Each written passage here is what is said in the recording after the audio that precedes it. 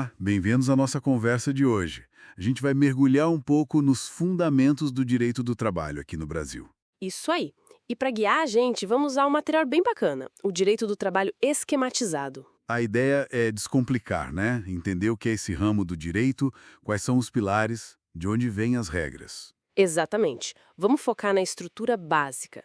A definição, as características principais, os princípios que mandam ali e as fontes. Certo. Uma geralzona focada nos pontos-chave da parte geral do material, especialmente os títulos sobre o direito do trabalho, seus princípios e fontes. Perfeito. Vamos lá. Então, para começar, o que define mesmo o direito do trabalho? É basicamente a relação patrão-empregado, certo? Mas como o material detalha isso? O foco é essa relação sim. Mas o interessante são as características que ele tem. Primeiro, dizem que ele é dinâmico. Dinâmico? Como assim? Muda o tempo todo? É, tipo isso, ele está sempre se adaptando, sabe? A sociedade muda, a economia muda, a política muda e o direito do trabalho vai atrás, tentando acompanhar. Entendi. Que mais? Ele também é especial, porque ele cuida de um grupo específico, né? Os trabalhadores que têm aquela relação de subordinação. E tem regras próprias, que às vezes passam por cima do direito comum, naquele assunto específico. Ah, tipo regra só para ele. Isso. E por último, ele é intervencionista. Intervencionista. Isso quer dizer que o Estado mete a colher, né? Por quê? Exato. É que, historicamente, se percebeu que o empregado é a parte mais fraca na negociação, economicamente falando. Sim, claro. Então, o Estado começou a intervir para dar uma equilibrada, para proteger esse lado mais vulnerável, coisa que o mercado sozinho, vamos dizer assim, não faria. Entendi. E isso leva para aquela discussão clássica: direito do trabalho é público ou privado? Sempre rola essa dúvida. Pois é, o material até entra nisso. A raiz dele tá lá no direito civil, né? O contrato de trabalho veio da ideia de alugar serviço, e as partes são particulares, empregado e empregador.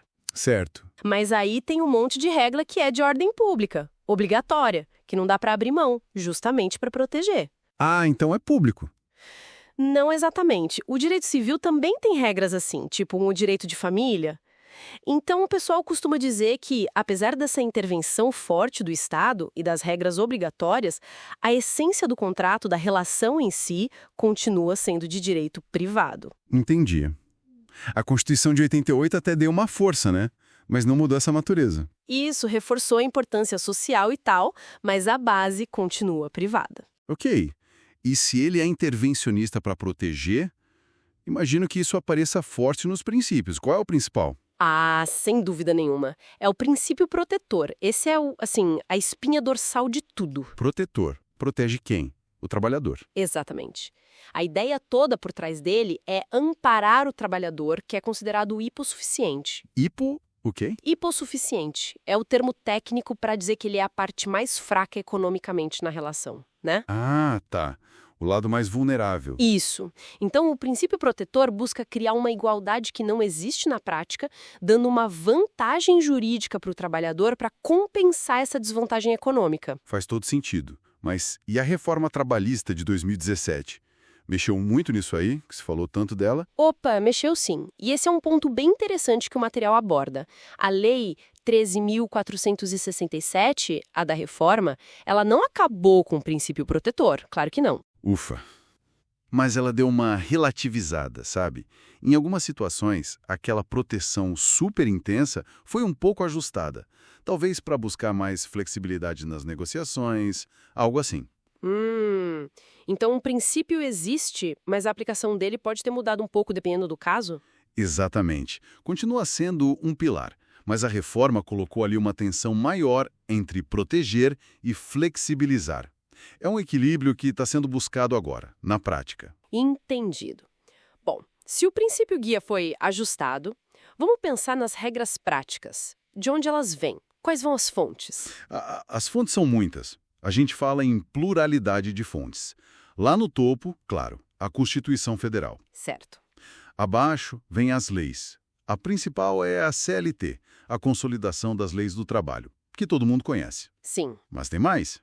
Tem as sentenças normativas. Sentença normativa? O que é isso? São decisões da Justiça do Trabalho quando tem briga entre sindicatos e empresas, os dissídios coletivos, sabe? Elas criam regras para a categoria toda. Ah, entendi. Tipo uma lei só para aquele grupo, decidida pelo juiz? É mais ou menos por aí. E tem também, muito importantes, as convenções e os acordos coletivos, aqueles que os sindicatos negociam direto com as empresas ou com os sindicatos patronais. Certo. Convenção e acordo coletivo. Muita fonte diferente. Precisa ter uma ordem nisso, né? Uma hierarquia. Precisa. E aí a reforma de 2017 mexeu bastante também. De novo a reforma. O que ela mudou aí? Mudou coisa importante. Antes, a regra geral era: a lei é mais forte que o acordo coletivo, que é mais forte que o contrato individual, sempre pensando no que for melhor para o trabalhador. A reforma flexibilizou isso. Como assim? Agora, para alguns assuntos específicos que estão listados lá na CLT, o que foi negociado no acordo ou na convenção coletiva pode valer mais que a própria lei. O negociado sobre o legislado, que isso falou muito. Caramba, que mudança grande. E teve mais alguma coisa na hierarquia? Teve uma outra mudança no jeito de usar leis de outros ramos, tipo o direito civil, sabe? Antes, para usar uma regra de fora, ela tinha que ser totalmente compatível com os princípios do direito do trabalho. A reforma tirou essa exigência clara do texto da lei, lá no artigo 8º da CLT. Isso pode, talvez, facilitar usar essas outras leis. Interessante. E essas normas coletivas, os acordos, as convenções, uma vez que são assinados, valem para sempre? Incorporam no contrato do empregado? Não. Esse é outro ponto crucial que mudou. Antes existia a tal da ultratividade. Ultratividade. Nome esquisito. Significava que, mesmo se o acordo ou a convenção vencesse, as cláusulas boas para o trabalhador continuavam valendo até um novo acordo ser feito. Elas meio que grudavam no contrato. Ah, entendi. Agora, com a reforma, isso acabou. A regra é: o acordo ou a convenção só vale durante o prazo que está escrito nele. Venceu o prazo, as cláusulas deixam de valer automaticamente. Não tem mais ultratividade automática. Nossa, quanta mudança então. Princípio protetor ajustado, hierarquia das fontes mexida, fim da ultratividade. Exato. Mostra bem aquele caráter dinâmico que falamos no começo, né? O direito do trabalho tentando se ajustar aos novos tempos, às novas demandas econômicas e sociais. Com certeza. Então, resumindo um pouco o que a gente conversou, o direito do trabalho continua sendo esse campo especial, intervencionista, com um princípio protetor como base, mesmo que reajustado, Isso. e com várias fontes de regras cuja organização e validade também foram impactadas recentemente. Perfeito. Isso tudo deixa uma pergunta no ar, né? Pensando nesse dinamismo todo, nas reformas que mexeram em pontos tão centrais, Qual pergunta? como que o Brasil vai continuar equilibrando essa balança? De um lado, a necessidade de proteger o trabalhador, que continua sendo fundamental. Do outro, a busca por mais flexibilidade que o mercado e a economia moderna parecem pedir. É verdade. Como achar esse ponto de equilíbrio daqui para frente? Pois é, fica aí a reflexão sobre os próximos capítulos dessa história toda das relações de trabalho no Brasil. É um debate constante, usando o material que a gente recebeu. A ideia é, assim, entender melhor as normas, sabe? Como elas se organizam e o que realmente faz uma relação ser considerada de emprego por aqui. Nosso foco vai ser na parte 1, título 4, que fala das normas jurídicas trabalhistas, e depois na parte 2, títulos 1 e 2, que tratam da diferença entre relação de emprego e outras relações de trabalho. É um campo bem dinâmico, né? Sempre mudando. Exatamente, é. O direito do trabalho é muito sensível ao que acontece na economia, na sociedade, na política. Então, analisar essas normas é sempre um exercício atual, muito necessário. E o material destaca umas características interessantes. Fala que o direito do trabalho é dinâmico, especial, porque foca no trabalhador subordinado, e também intervencionista. Por que essa coisa de intervir tanto? Ah, isso tem a ver com a origem histórica, né? Ele nasceu justamente para tentar equilibrar a balança. O empregado e o empregador não têm o mesmo poder econômico. Então o Estado intervém para proteger a parte mais fraca. E é interessante que isso gera até hoje aquele debate, sabe? Se é direito público ou privado. Porque ele vem do direito civil, que é privado, mas tem muitas normas que são de ordem pública, que não dá para abrir mão. Daí a intervenção forte do Estado. Entendi. E como essas normas todas se encaixam? Tem uma uma hierarquia clara, uma ordem? Olha, tradicionalmente, sim, existia uma pirâmide, uma hierarquia bem definida. Só que a reforma trabalhista de 2017, aquela lei 13.467, ela mexeu bastante nisso. Ela flexibilizou essa hierarquia em pontos bem importantes. Por exemplo, hoje o que é negociado em acordos e convenções coletivas pode valer mais que a lei em alguns casos. Está lá no artigo 611-A da CLT. E também limitou um pouco a justiça do trabalho na hora de interpretar essas normas coletivas, sabe? Para dar mais autonomia para os grupos negociarem. É o que diz o artigo 8º, parágrafo 3º da CLT. E isso, claro, mexe com o princípio protetor, que é a base de tudo, né? Como ele ficou depois dessa reforma? Foi afetado, sim, não dá para negar. Mas ele não sumiu, continua existindo. A reforma tentou, assim, buscar um novo ponto de equilíbrio entre proteger o trabalhador e dar mais autonomia para as partes negociarem. Isso fica claro, por exemplo, nas regras para os chamados trabalhadores hipersuficientes, aqueles com diploma universitário e salário mais alto, sabe? O parágrafo único do artigo 444 da CLT fala disso. E também nas negociações coletivas. Até aquela ideia de que certos direitos são totalmente irrenunciáveis foi um pouco relativizada.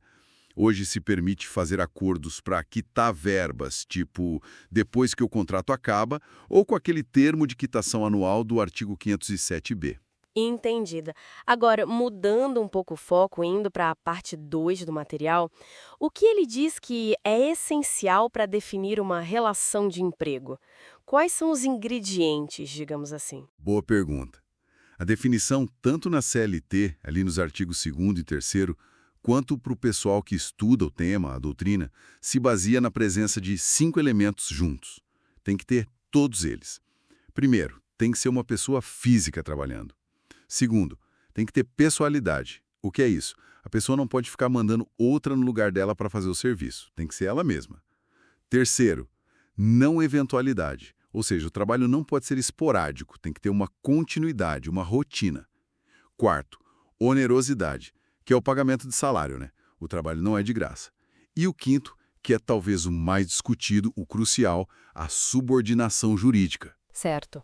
Subordinação, esse parece ser o X da questão muitas vezes. Como é que a gente vê isso hoje, com tanta gente trabalhando de casa, usando tecnologia o tempo todo? Exato. A subordinação hoje, ela evoluiu. Não é mais só receber ordem direta ali cara a cara.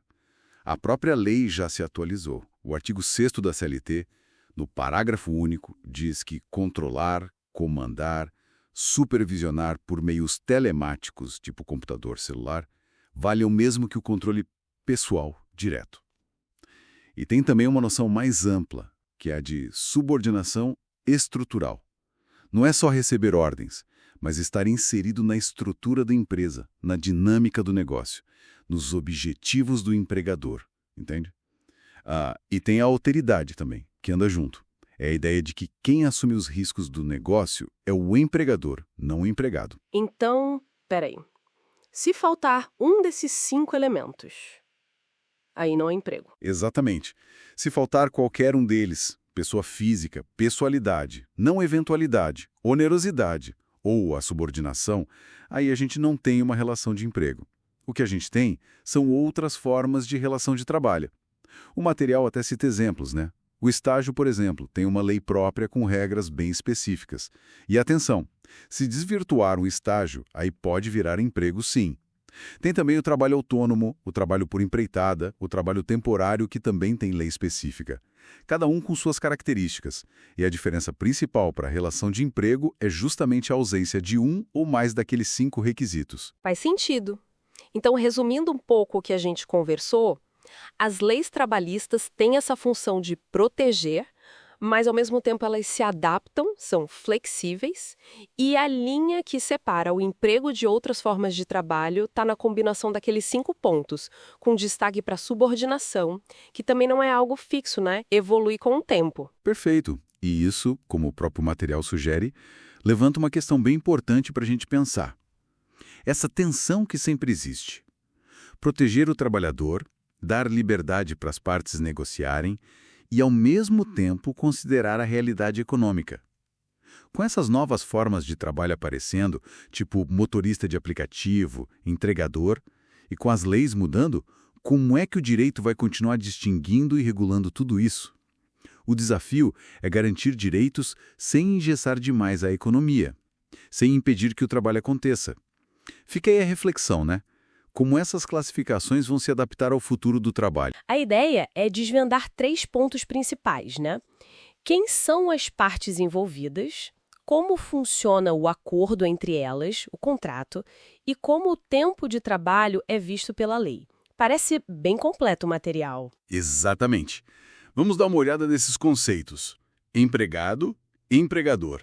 Aí vemos o contrato que une eles e as regras da jornada. Tudo com base nesse texto, né? A gente vai focar na parte 2 do material, que trata justamente disso.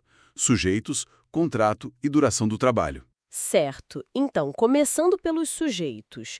Quem é o empregado para a lei? Olha, o material reforça aqueles 5 elementos clássicos, sabe? Tem que ser pessoa física. Certo, uma pessoa. Isso. Prestar o serviço com pessoalidade, quer dizer, ele mesmo não pode mandar outra pessoa no lugar. Entendi. A pessoalidade. Aí tem a não eventualidade. Ou seja, o trabalho tem que ser habitual, contínuo. Não pode ser uma coisa esporádica. Faz sentido. E tem que receber por isso, né? Sim, a onerosidade, o salário. E por último, talvez o ponto mais discutido, a subordinação. Estar sob as ordens do empregador. E o empregador? Qual o papel dele? Bom, o empregador é outra ponta, né? Pode ser pessoa física ou jurídica. Ele assume os riscos do negócio. Aquela história da alteridade? Exato, a alteridade. O risco é dele, não do empregado. Ele contrata, paga o salário e, o principal, ele dirige o trabalho.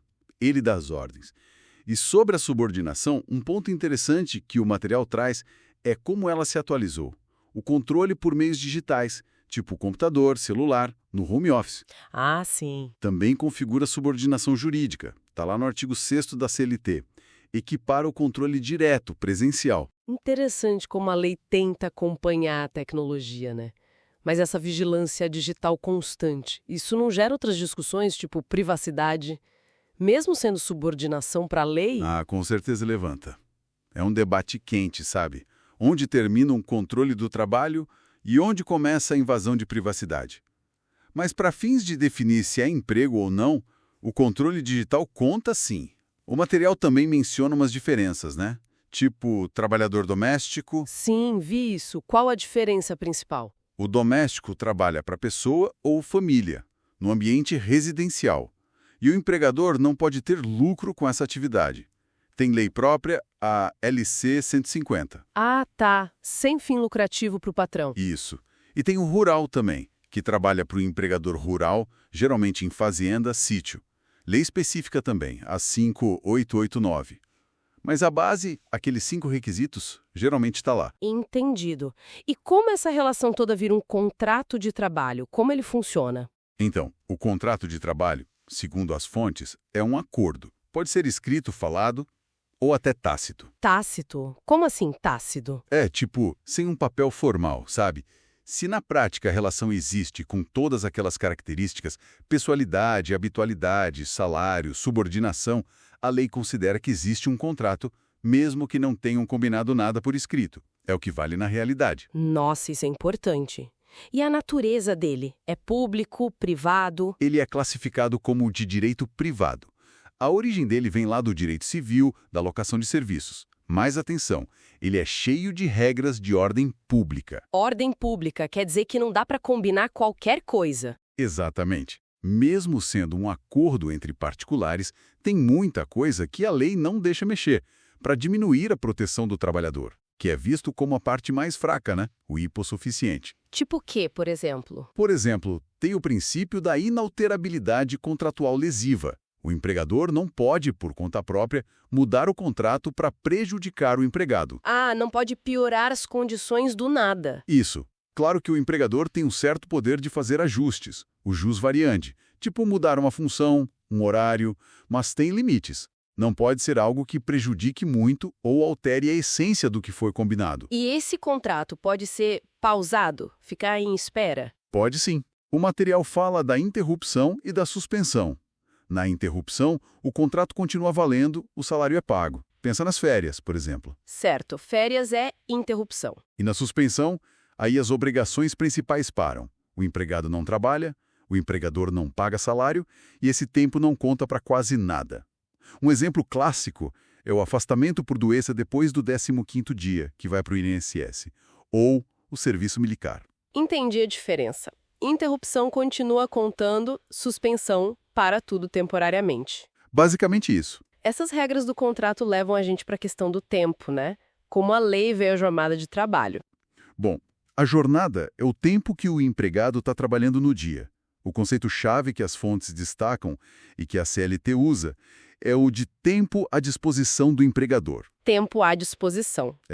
E aqui teve uma mudança bem grande com a reforma trabalhista lá em 2017, que o material cita. O tempo de deslocamento de casa para o trabalho e do trabalho para casa. O famoso tempo initínerio. Esse mesmo.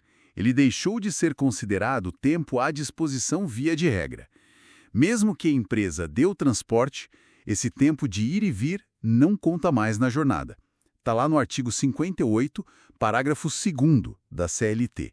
Nossa, isso deve ter mudado a vida de muita gente que dependia disso para contar hora extra, por exemplo. Com certeza. Foi um ponto bem polêmico da reforma. E quando se trabalha além da jornada normal, as horas extras? Aí sim. Passou da jornada contratada, tem que pagar hora extra com adicional, né? No mínimo 50% a mais que a hora normal. E um ponto importante que as fontes ressaltam. Se essas horas extras são feitas com frequência, tipo todo mês, elas passam a integrar o salário para calcular outras coisas. 13º, férias, FGTS, tudo isso vai ser calculado sobre um salário maior, incluindo a média dessas horas extras habituais. Tem até súmula do TST sobre isso, a 45. Faz todo sentido, né? Se é habitual, vira parte da remuneração. Exato. Bom, então para a gente amarrar. Temos os sujeitos, né? Empregado e empregador, com definições bem claras e até tipos diferentes como doméstico e rural. Isso. Temos o contrato, que é esse acordo privado, mas cheio de regras protetivas, que pode ser até tácito, e tem essas pausas, a interrupção e a suspensão. Perfeito. E temos a duração do trabalho, com a jornada sendo o tempo à disposição, a mudança no tempo de deslocamento e as regras das horas extras e como elas afetam outras verbas. Fica bem claro como tudo se conecta no direito individual do trabalho. Sem dúvida. Entender essas três peças, quem são as partes, como elas se ligam pelo contrato e como o tempo é medido e pago, é fundamental para sacar a dinâmica das relações de emprego no Brasil, como o material descreve. E para a gente terminar com algo para pensar, o material toca num ponto, o tal do empregado hipersuficiente. Ah, sim. Figura nova da reforma trabalhista. Seria aquele cara com diploma de nível superior e um salário mais alto, né? Que, em tese, poderia negociar algumas condições direto com o patrão, com mais liberdade que os outros trabalhadores. Exatamente. A lei permite que ele negocie certas cláusulas contratuais individualmente, coisas que para os outros empregados só poderiam ser negociadas via sindicato. Isso levanta uma questão interessante para o futuro, né? Até que ponto essa autonomia individual pode crescer sem desmontar toda a lógica de proteção do direito do trabalho, que sempre partiu da ideia de proteger o mais fraco? Pois é. É uma discussão super atual. Como equilibrar essa autonomia que pode ser boa para alguns com a necessidade de proteção geral, ainda mais com tanta tecnologia nova, novos modelos de trabalho surgindo. Fica aí a reflexão, né? Como esse equilíbrio vai se ajustar daqui para frente? Vamos dar uma olhada em pontos bem importantes, né? Salário, alterações do contrato, pausas e o fim dessa relação. Para começar, vamos falar de dinheiro. Nem tudo que o empregado recebe é considerado salário para tudo, né? Qual a diferença real entre salário e remuneração? Pois é, essa é uma confusão comum e a lei, especialmente depois de umas reformas, tentou clarear isso. O artigo 457 da CLT, ele diz que algumas coisas, tipo ajuda de custo até um certo limite, auxílio alimentação se não for em dinheiro vivo, diárias para viagem, prêmios... Bom, essas parcelas não são salário. Ah, entendi. E qual o impacto disso assim na prática? O impacto é grande porque essas verbas não entram na base de cálculo de encargos como FGTS, INSS, sabe? O salário base, sim. Essa é a referência principal, mas essas outras têm natureza diferente, mais indenizatória ou de incentivo, e ficam de fora desses cálculos. É crucial saber o que é o quê. Faz todo sentido. Ok, e pensando no contrato em si, ele pode ser alterado depois de assinado? Tipo, o empregador pode mudar as regras do jogo? Então, a regra geral, que está lá no artigo 468 da CLT, é a da inalterabilidade contratual lesiva. Traduzindo, mudar pode, mas precisa ter o consentimento dos dois, empregado e empregador. E, muito importante, não pode trazer prejuízo para o trabalhador, nem direto nem indireto. Consentimento e sem prejuízo. Mas e aquele poder do empregador de organizar o trabalho, o tal do jus variandi? Onde ele entra? Boa pergunta. O jus variandi existe sim. É o direito do empregador de fazer pequenos ajustes na prestação do serviço. Coisa tipo mudar o local de trabalho dentro da mesma cidade, ajustar alguma tarefa, desde que dentro da função, são adaptações. Mas qual o limite, né? O que seria um pequeno ajuste e o que já vira um prejuízo proibido? Olha, essa linha é bem tênue e dá muita discussão. Um pequeno ajuste não muda a essência do contrato. Agora, um rebaixamento de função com redução de salário, por exemplo, isso geralmente não pode. É uma alteração substancial e prejudicial. E tem exceção. Tem sim. A mais conhecida é a reversão de cargo de confiança. Alguém que era da operação vira gerente e depois volta para a função original. Isso a lei permite, tá? Mas fora situações assim muito específicas, a regra é proteger o contrato contra pioras. Entendido. Agora vamos pensar nas pausas. O contrato às vezes fica parado, né? Férias, uma licença médica. Qual a diferença entre interrupção e suspensão do contrato?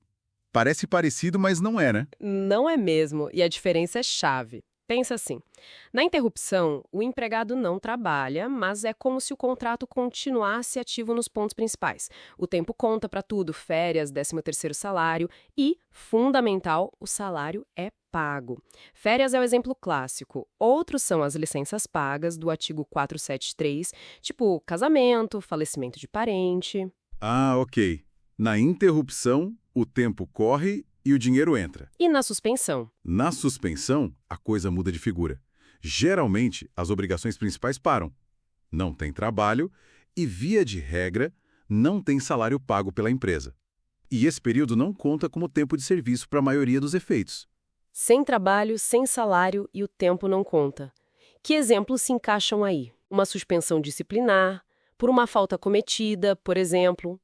Ou um caso muito comum, o afastamento por doença. Os primeiros 15 dias são pagos pela empresa e isso é interrupção. A partir do 16º dia, o contrato fica suspenso e o pagamento, se houver, vem do INSS, como auxílio-doença. Nossa, faz toda a diferença mesmo. E como isso afeta um contrato que já tinha data para acabar? Um contrato por prazo determinado. A suspensão ou interrupção adia o fim? Em regra, não. Mesmo que o contrato esteja suspenso ou interrompido, se ele tinha uma data certa para terminar, ele termina naquela data. Mas, como quase tudo no direito, tem exceção importante. Qual seria? A principal é a garantia de emprego por acidente de trabalho. Se o empregado se acidenta, ele tem uma estabilidade provisória depois que volta. Mesmo que o contrato fosse terminar durante essa estabilidade, ela tem que ser respeitada.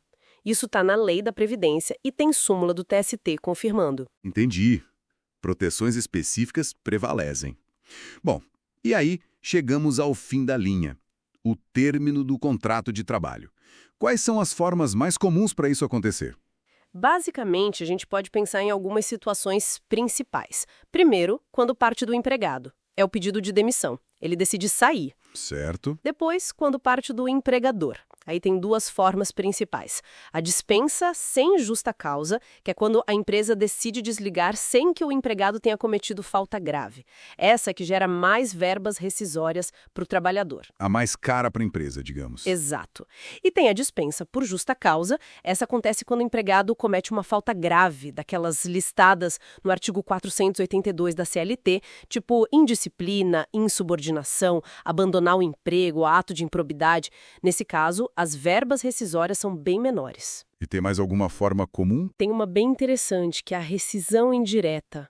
É como se fosse a justa causa, só que ao contrário. Aqui é o empregado quem considera o contrato rompido porque o empregador cometeu uma falta grave. Tipo o quê?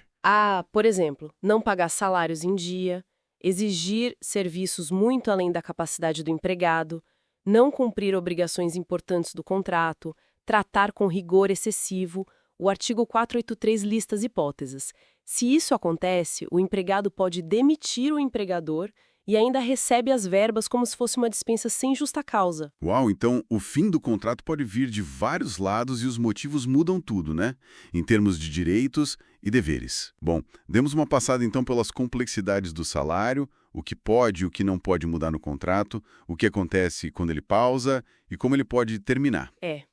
É bastante detalhe, né? Mas fundamental para entender essa relação. Com certeza. E sabe, pensando em tudo isso, na rigidez de algumas regras, na proteção da continuidade que a CLT busca, fica uma reflexão, né? Qual? Como essas novas formas de trabalho que estão surgindo, mais flexíveis, muito baseadas em tecnologia, home office, modelos de plataforma, como elas vão se encaixar nisso tudo? Será que essas categorias de interrupção, suspensão, as formas de término, será que elas vão precisar ser repensadas e reinterpretadas ou será que vamos precisar criar novas proteções? É um ponto bem importante para a gente acompanhar daqui para frente. O material diz que o direito do trabalho tem umas características bem particulares. Quais seriam? Olha, o texto aponta 3 principais, né? Primeiro, ele é um direito em constante formação. Quer dizer, ele tem que acompanhar as mudanças da economia, da sociedade. Tecnologia também, imagino? Com certeza, pensa no impacto de, sei lá, inteligência artificial, novas plataformas. É um direito muito vivo, muito dinâmico. Essa é uma marca dele. Entendi. Essa adaptação toda hora, isso não gera talvez um pouco de insegurança com regra mudando? É uma tensão real, sim. O desafio é adaptar a proteção sem perder totalmente a previsibilidade, né? Bom, a segunda característica é ser um direito especial. Especial como? Ele é focado no trabalhador que é subordinado e recebe salário, sabe? E para isso ele cria regras próprias, que às vezes são diferentes do direito comum, tipo o direito civil, justamente para poder proteger. Certo. E a terceira que você mencionou era o intervencionismo, é isso? Exato. Direito intervencionista. Historicamente, o Estado entrou nessa relação para tentar diminuir a diferença de poder, principalmente o econômico, né? O empregado é visto como hipossuficiente. Com menos poder de barganha, digamos assim. Isso, menor capacidade de negociar. Claro que reformas como a de 2017 mudaram um pouco essa dinâmica, flexibilizaram algumas coisas, mas assim, a base de proteção ainda está lá.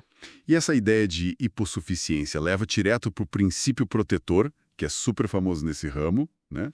Como ele funciona na prática? Tem tudo a ver. O princípio protetor é tipo a viga mestra. Ele tenta criar uma igualdade mais real, né? Compensar essa diferença de poder econômico que a gente falou. Na prática, tipo, na dúvida, a decisão favorece o empregado. É isso? Basicamente, é uma das manifestações dele, sim. A regra indúbio pró-operário, ou a aplicação da norma mais favorável, ou a condição mais benéfica que já existia, são formas desse princípio aparecer. E a reforma trabalhista de 2017? Como ela mexeu com esse princípio? Enfraqueceu muito. Então, a reforma trouxe umas nuances aí. Ela não acabou com o princípio de jeito nenhum, mas ela deu uma relativizada na aplicação dele em certas situações. Como assim? Abriu mais espaço para negociação individual em alguns casos, sabe? Principalmente para quem tem salário mais alto ou nível superior. Mas o debate sobre o quanto isso afetou o princípio ainda é bem grande. Ele continua sendo um guia importante. Entendi. Bom, agora, para quem exatamente essas regras todas se aplicam? O que define de fato uma relação de emprego, para diferenciar de um autônomo, por exemplo? A CLT traz os requisitos, né? O material detalha bem. Começa com a pessoalidade. O contrato é com aquela pessoa. Ela não pode, por conta própria, mandar outra pessoa no lugar dela. Certo. O serviço é pessoal, intransferível pelo empregado. E o ponto que sempre gera discussão: a subordinação. A subordinação. Essa é crucial. É basicamente o poder que o empregador tem de dirigir, dar ordens, fiscalizar o trabalho. E o interessante hoje é como isso funciona no trabalho remoto, né? Pois é. Como controlar ou definir subordinação à distância? A lei, lá no artigo 6º da CLT, já diz que os meios telemáticos, tipo computador, celular, se equiparam ao controle direto. Mas, assim, provar isso, definir os limites dessa subordinação virtual ainda é um desafio tanto prático quanto jurídico. Faz todo sentido a tecnologia trazer essa complexidade extra. Quais os outros elementos? Bom, tem a onerosidade, ou seja, tem que ter pagamento, salário. Não é trabalho voluntário. Ok. Depois, a não eventualidade, que é a continuidade, a habitualidade. O trabalho não é uma coisa esporádica, casual. Faz parte da rotina da empresa. Entendi. Tem uma frequência.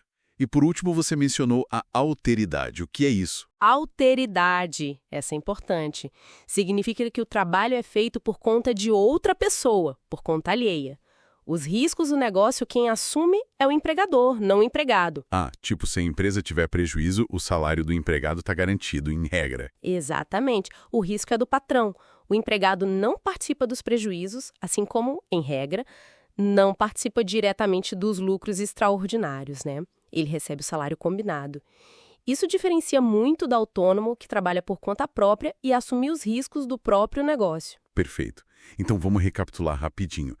Temos um direito do trabalho que muda sempre, que é especial e intervencionista, guiado pela ideia de proteger o trabalhador, mesmo com as mudanças recentes, e a relação de emprego mesmo se define por um conjunto: pessoalidade, subordinação mesmo remota, pagamento, trabalho contínuo e o risco sendo do empregador. Exatamente. Uma síntese perfeita. Entender esses 5 elementos juntos é a chave para saber se estamos falando de um emprego ou de outra forma de trabalho. É fundamental para tudo nessa área. É realmente impressionante como esses conceitos básicos estruturam tantas relações do nosso dia a dia, né? O material ajudou muito a clarear isso. Sem dúvida. E fica aí, né, uma pulga atrás da orelha para a gente pensar. Com tanta mudança acontecendo no mundo do trabalho, tecnologia nova, jeito diferente de organizar a empresa, novas demandas sociais, como será que esses pilares, principalmente a subordinação e a proteção, vão ser lidos e aplicados no futuro para manter algum equilíbrio, alguma justiça social? Uma ótima questão para reflexão. E, assim, o ponto de partida que salta aos olhos, que está em tudo, é o tal do princípio protetor. Exato. Sem dúvida. Esse princípio, ele é tipo assim, a espinha dorsal mesmo do direito do trabalho. Ele parte do reconhecimento, né, de que o empregado e o empregador não começam em pé de igualdade econômica. Existe a tal da hipossuficiência. A menor capacidade de negociar do trabalhador, né? Isso. Então, o direito busca criar um equilíbrio jurídico aí, dar uma proteção para tentar nivelar essa relação desigual. Certo. Então não é só uma ideia, tipo, teórica. Ele se mostra em regras práticas, como aquela de escolher sempre a norma mais favorável para o empregado quando tem conflito. Mas olha, o texto também aponta que a reforma trabalhista de 2017, ela mexeu bastante nessa dinâmica, não foi? Qual foi o impacto real disso na prática? Foi sim. A Lei 13.467, né, a reforma de 2017, ela trouxe mudanças importantes. Ela, digamos, relativizou um pouco essa proteção toda. Permitiu, por exemplo, que o acordo entre as partes prevaleça sobre a lei em alguns pontos específicos. Mas ainda assim, a ideia central de amparar o trabalhador, ela continua lá, sabe? Entendi. E esse princípio ele não está sozinho. Ele se liga a outros bem importantes também, o da irrenunciabilidade. Ah, sim. Aquele que impede o empregado de abrir mão de direitos básicos. Exatamente. Direitos garantidos por lei não podem ser simplesmente renunciados. E tem também o da primazia da realidade. Que é quando o que acontece de verdade na prática vale mais do que o contrato escrito. Perfeito. O dia a dia da relação de trabalho tem mais peso que o papel assinado, muitas vezes. Falando nesses direitos essenciais e irrenunciáveis, as férias são um exemplo bem claro que o material traz, né? Destaca muito isso da irrenunciabilidade. Correto. As férias anuais e remuneradas, claro, são vitais. É uma questão de saúde física, mental, segurança do trabalho, um descanso necessário mesmo. O direito é adquirido depois de 12 meses de trabalho, que é o período aquisitivo. Aí, o empregador tem os 12 meses seguintes para conceder essas férias, o chamado período concessivo. E se não conceder nesse prazo? Aí a lei é bem rigorosa. Se estourar esse prazo de 12 meses para conceder, o pagamento tem que ser feito em dobro. E se o contrato acabar antes de tirar as férias, elas têm que ser pagas de forma indenizada, simples ou em dobro, dependendo se o período concessivo já tinha vencido ou não. Entendi. Proteção forte aí. E seguindo essa linha de proteger o trabalhador, mesmo quando a empresa é meio complexa, o texto fala do tal grupo econômico. Isso parece que amplia a garantia para o empregado, né? Como funciona? Isso é fascinante. Mostra como a lei trabalhista tenta enxergar além da estrutura formal das empresas. Basicamente, se várias empresas, mesmo com CNPJs diferentes, personalidades jurídicas próprias, atuam juntas, sob uma direção ou controle comum, elas formam um grupo econômico para fins trabalhistas. Mesmo que não sejam formalmente uma coisa só. Exato. E a consequência disso, segundo a CLT, lá no artigo 2º, parágrafo 2º, é que todas essas empresas do grupo são solidariamente responsáveis pelas obrigações trabalhistas. Solidariamente quer dizer que o empregado pode cobrar de qualquer uma delas. Isso, qualquer uma do grupo. A ideia é justamente impedir que usem uma engenharia societária para fugir das responsabilidades com os empregados, sabe? Transferir o passível para uma empresa sem patrimônio, por exemplo. Entendi. É tipo uma rede de segurança para o trabalhador. Mas você falou em nuances antes. Tem alguma situação em que essa responsabilidade de todo o grupo é flexibilizada? Tipo, em recuperação judicial, talvez? Tem sim. Aí entra uma tensão interessante entre a proteção do trabalhador e a tentativa de salvar a empresa. A Lei de Falências e Recuperação Judicial, a 11.101 de 2005, ela criou uma exceção bem significativa. Quando uma parte da empresa, uma unidade produtiva, é vendida dentro de um processo de recuperação judicial, a regra geral é que quem compra essa parte não herda as dívidas trabalhistas anteriores daquela unidade. Sério? Então o comprador não assume as dívidas antigas? Em regra, não as anteriores à venda judicial. É uma medida, pragmática, né? Para viabilizar a venda, para tentar manter a atividade econômica funcionando e, com sorte, salvar alguns empregos, mesmo que isso limite a cobrança de dívidas passadas daquela unidade específica. Faz sentido. É um equilíbrio delicado entre proteger o crédito trabalhista e viabilizar a recuperação da empresa. E pensando na outra ponta, no fim do contrato, o material cita a dispensa indireta. O que seria isso exatamente? A dispensa indireta é quando a situação fica tão ruim para o empregado, por culpa do empregador, que ele pode considerar o contrato rompido. É como se o empregador desse motivo para a justa causa do empregador sair. Mas como assim culpa do empregador? Que tipo de situação? A CLT lista várias no artigo 483. Pensa, o empregador não pagar salário, exigir serviços muito superiores às forças do empregado, tratar com rigor excessivo, correr perigo manifesto de mal considerável, sabe? Coisas graves que tornam impossível continuar trabalhando ali. Ah, entendi. E aí o que acontece? O empregado pede demissão. Nossa, então é basicamente o empregado demitindo o empregador, por falta grave dele. É uma boa forma de colocar. É o rompimento por iniciativa do empregado, mais motivado por uma falta grave do patrão. Recapitulando um pouco, então, a gente vê um direito do trabalho todo construído sobre essa ideia de proteger o empregado, né? Com direitos fundamentais e irrenunciáveis, como as férias, e mecanismos como essa responsabilidade solidária dos grupos econômicos para garantir que esses direitos sejam pagos. E até na hora de terminar o contrato, tem essa figura da rescisão indireta para proteger o trabalhador. A desigualdade que existe naturalmente na relação de emprego. É a base de tudo. E isso, claro, nos deixa com uma questão importante para pensar daqui para frente, né?